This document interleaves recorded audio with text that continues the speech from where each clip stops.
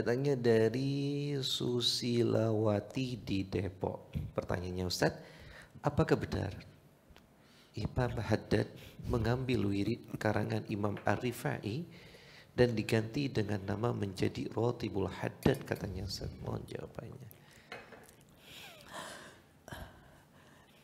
Innalillahi wa inna ilaihi rajiun. Ini lucu ya. Ini lucu gitu loh. Kalau mereka sadar, mereka akan malu sendiri. Ratib Al-Habib Abdullah Al-Haddad ini dibaca di masa hidupnya Habib Abdullah Haddad di Masjidil Haram dan di Masjid Nabawi. Masa hidup beliau, ratib beliau itu dibaca di Masjidil Haram dan Masjid Nabawi. Karena di masa hidup beliau itu dikenal oleh ulama-ulama di Hijaz, di Makkah dan di Madinah. Luar biasa kecintaan mereka kepada Habib Abdullah Haddad. Ala kulli hal, gini loh, wala takfu ma laisa laka bihil ilm. Allah menasihati kita dalam Al-Quran, jangan kamu berbicara komentar yang kamu tidak tahu. Kalau kamu tidak tahu, kamu diam. Jangan komentar.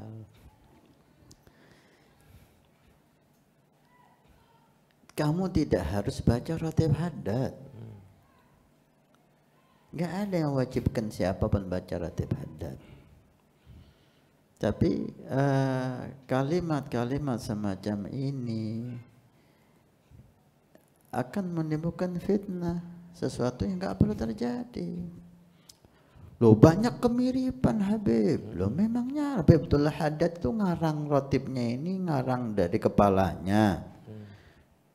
Habib Abdullah Haddad hampir 90% lebih rotibnya itu hanya mengumpulkan dari hadis-hadis Nabi Shallallahu Alaihi Wasallam yang dihimbau untuk kita baca di malam dan sore hari.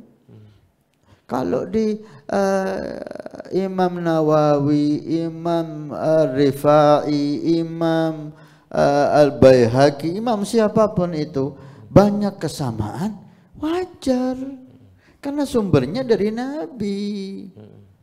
Bukan Habib Abdullah Haddad sumbernya dari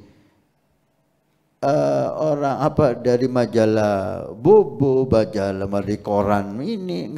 Sumbernya semua aulia sholihin itu satu, Nabi Muhammad, Al-Quranul Karim. Maka ketika ada kesamaan itu sangat-sangat wajar.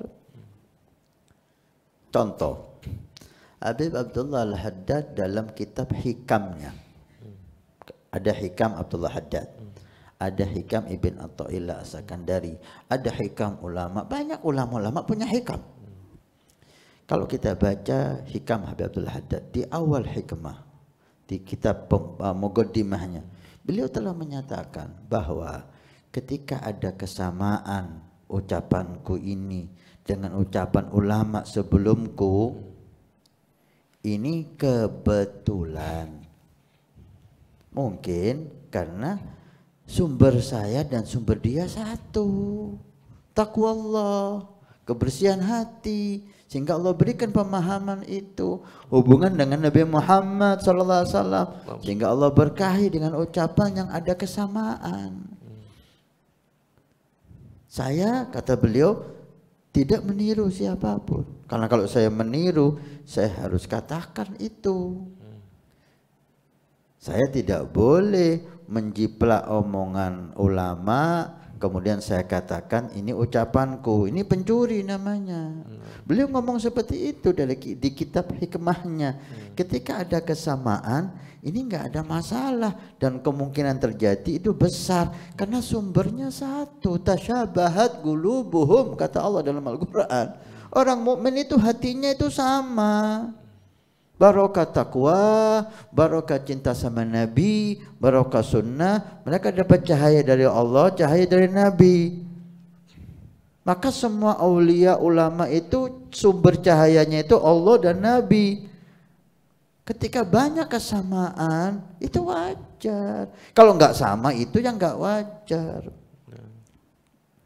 Demikian juga orang-orang kafir, orang-orang musyrik, orang-orang munafikin. Tasyabahat qulubuhum, hati mereka juga sama, banyak kesamaan, senang fitnah, senang ngadu domba, senang bohong, ala kulli hal.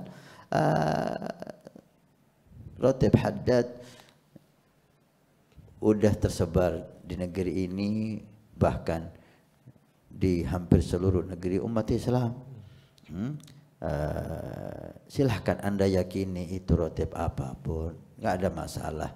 Intinya dzikir, Anda mau baca-baca, Anda nggak mau baca, nggak usah dibaca. Yang penting jangan Anda menimbulkan masalah fitnah yang tidak ada gunanya.